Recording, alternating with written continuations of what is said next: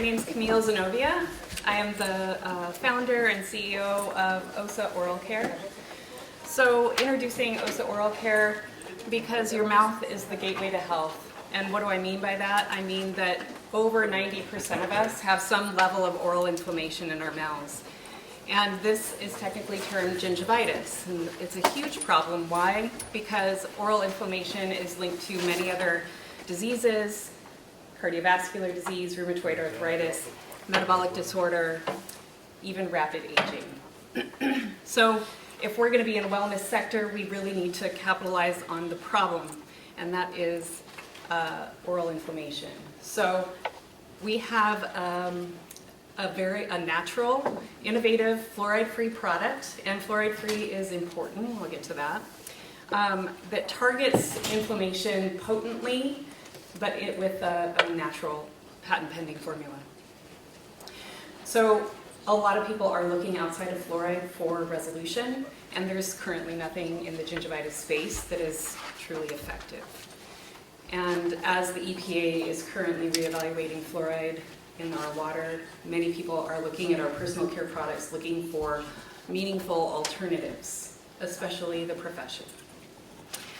So already, current to date, 40% of the oral care market is already avoiding our traditional fluoride oral care products, and so it's currently a huge market and it's only going to grow.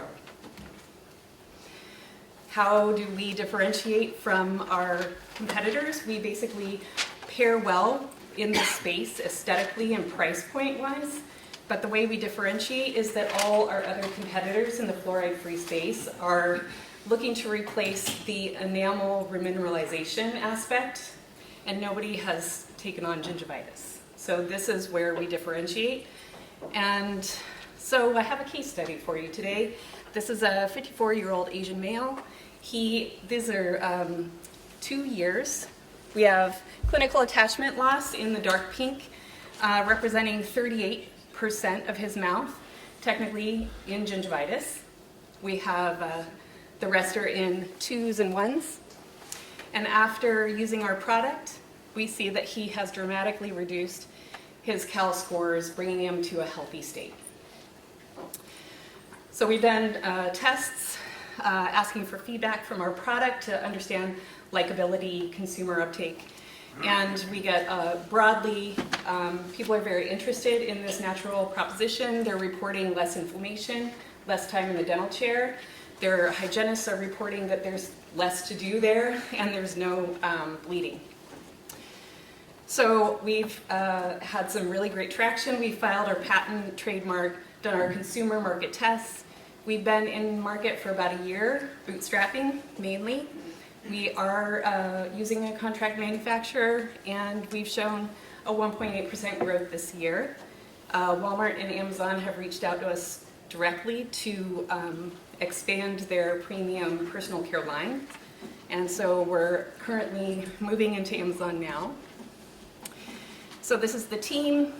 Both myself and Jamie are the founders, and we have an incredible advisory board, including a periodontist who does amazing inflammation research. So he's on board, and more than that, we have cumulatively 56 years of executive leadership, so we're business savvy. We have 20 years of brand strategy, 10 years of digital marketing. Many of us have had several businesses. So currently we're direct to consumer, moving into socials and Amazon.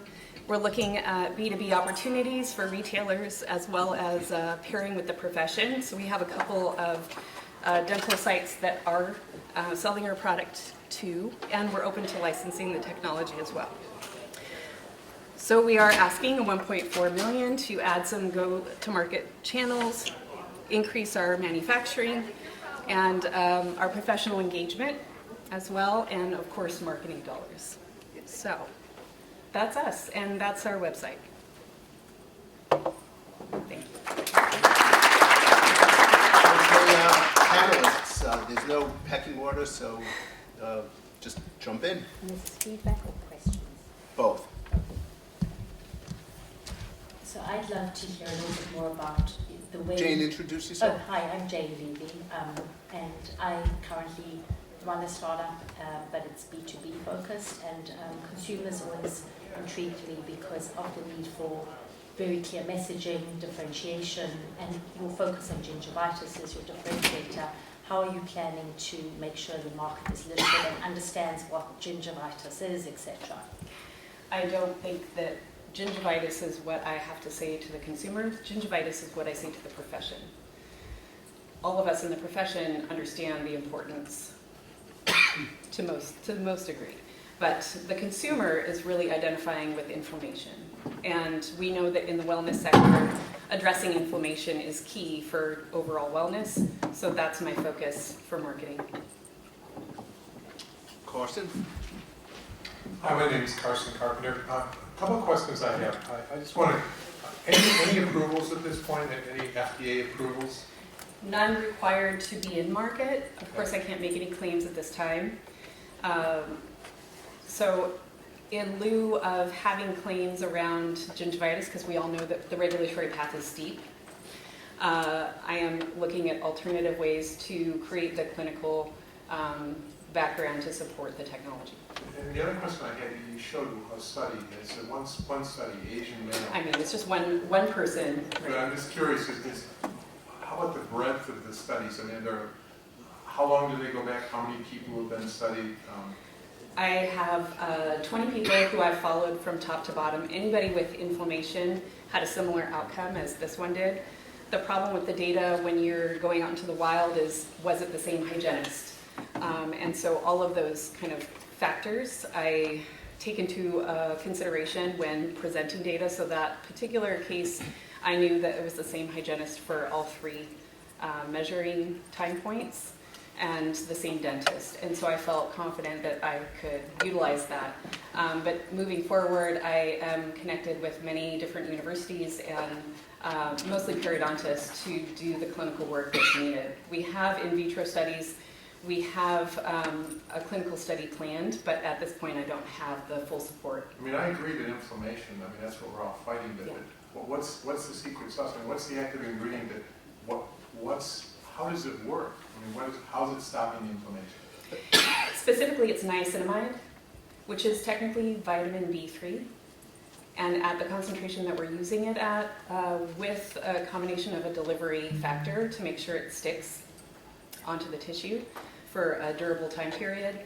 But what it's doing is it's targeting the neutrophil and putting it into an apoptotic pathway, which inspires wound healing. Okay. Thank you. Yeah. Hi, George Wolf, president of DMG America. You said with our help, so what would, I'd love to tell you that we have 1.4 million to throw around, but I think our number's a little lower today. Sure. But where to get that money, or what, with that help, what is the plan to use that capital or to change the growth perspective for 2025? It allows me to scale my marketing factors appropriately. So we have done P&Ls with lesser factors or smaller infusions over time. So I'm happy to provide those numbers, but I would say globally, because it takes a lot of marketing dollars to kind of push the awareness. But I have had a lot more meaningful conversion going into the professional landscape and having those discussions in person. So I have been giving lectures at places like these to communicate. And I also have a podcast, of course, because everybody has that. But yeah, it would be marketing spend, but also increasing our manufacturing capabilities. Did you have to commit to certain minimums with your contract manufacturer? Also, what would happen to margins? What are margins now? What would happen to margins if you did do the Amazon deal? Well, of course, anytime I can increase the numbers that I'm ordering, I get better margins. So yes, we have a minimum spend. We do have a local manufacturer who I say is very reasonable, considering our very fussy needs, because toothpaste is not always that easy for everybody to make. So I would say it only improves from where we're at, and we're still in a good place. So. Thank you. Dr. Lerman? Hi, I'm Ashley. I'm a pediatric dentist and founder of First Grin. Thank you.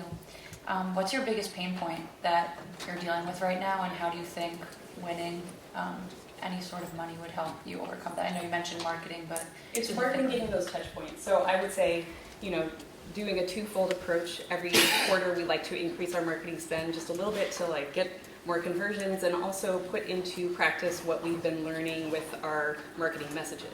So I think right now the focus is more fluoride-free because that's the hotter topic, and getting technology into the profession that is meaningful and having them try it and experience it for themselves is the most important piece. Thank you.